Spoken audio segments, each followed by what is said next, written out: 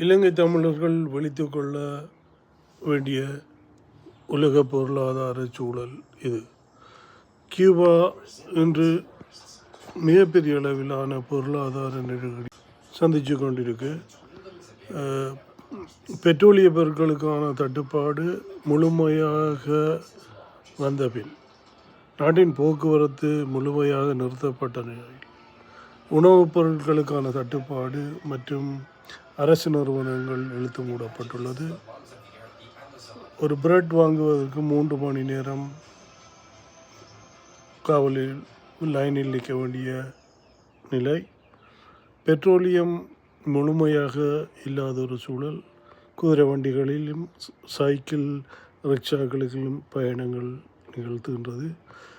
Cuba மக்கள் America கியூபாவை take over பண்ண வேண்டும், அதாவது தனது மாநிலமாக அறிவித்து கியூபாவை முழுமையாக அமெரிக்கா தனது கட்டுப்பாட்டில் எடுத்துக்கொண்டு கியூபா மக்களை காப்பாற்ற வேண்டும் என்று கியூபாவில் இருந்து குரல்கள் ஒலிக்க ஆரம்பித்து விட்டது.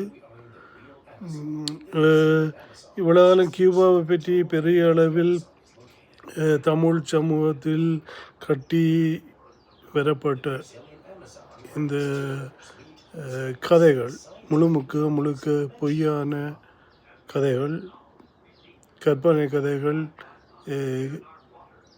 எமது சமூகத்தில் வளர்க்கப்பட்டு. ஆனால் கியூபாவின் உண்மை நிலை மிக மிக மோசமானது.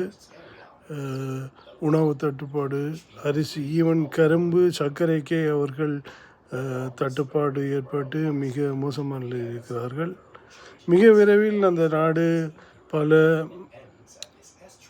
லட்சக்கணக்கான உயிர்களை காவு வாங்குவதற்கான சூழலை நெருங்கிக் கொண்டிருக்கின்றது. இதே போன்ற நிலை பல்வேறு நாடுகளில் நிகழ்ந்து கொண்டிருக்கின்றது, வெளியில் தெரிய வருவதில்லை. சர்வதேச மீடியாக்கள் இவற்றை பேசுவதற்கு முன் வருவதில்லை. ஏனென்றால் இது ஏனைய சமூகத்திலும் சில குழப்பங்களை ஏற்படுத்தும் என்பதனால் இது சர்வதேசத்துக்கு வருவதில்லை.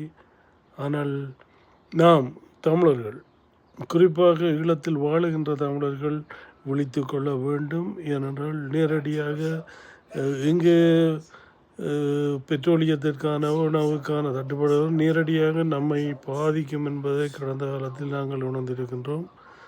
விழித்து கொள்ளுவது சிறப்பு. தயவுசெய்து பெட்ரோலியத்தையோ இல்லை